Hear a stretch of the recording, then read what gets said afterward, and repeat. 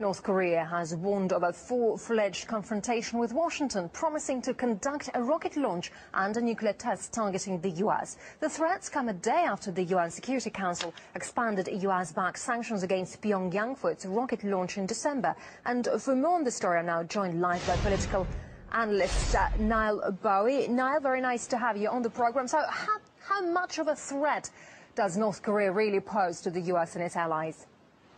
I don't believe it possesses very much of a threat to the United States. Many military analysts have commented on the obsolete nature of most of North Korea's military hardware. Most of it is based on old Soviet designs. And although their long-range missile technology has improved in recent years, I don't think that they have the capability to directly attack the United States from where they are. I think really the danger is much greater for the people in South Korea.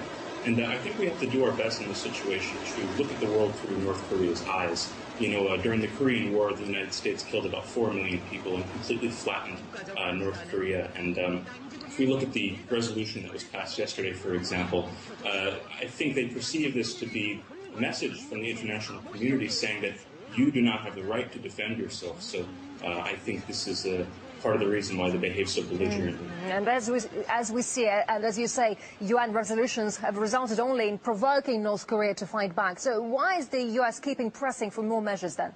Aren't they just pushing Pyongyang into a corner?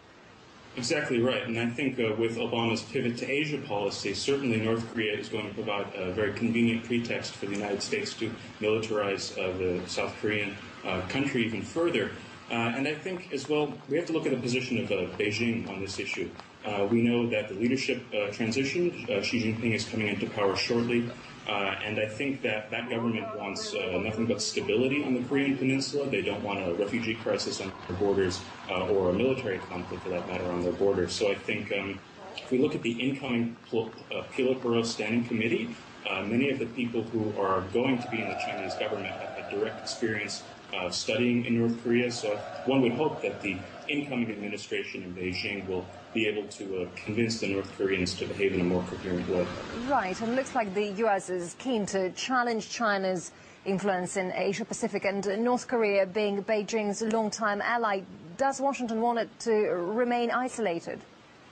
Yes, I certainly think so, and we see that with basically 60 years of economic sanctions which have done nothing for the country. You know, I was in Pyongyang last month, and I saw a propaganda banner that really stuck out to me, and it said, "We will live in our own way." So they're a completely defiant country, and they will oppose any country or international institution that will basically prevent them from perpetuating the system that currently exists.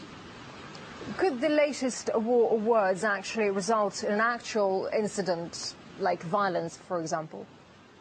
Yeah, well, Pentagon documents have pointed out that if war broke out in the Korean Peninsula, over 1 million people would die in the first 24 hours. So I think as we have the new South Korean president, Park Geun-hye, coming into power in February, I think she really has a new precedent to engage North Korea.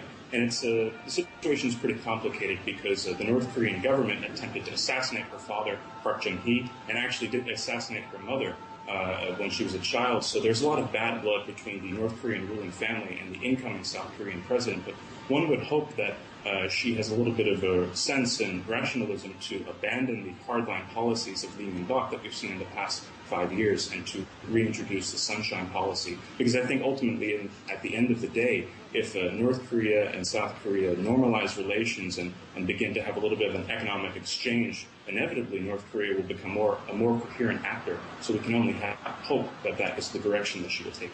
All right, political analyst Niall Bowie, thank you very much indeed for your time.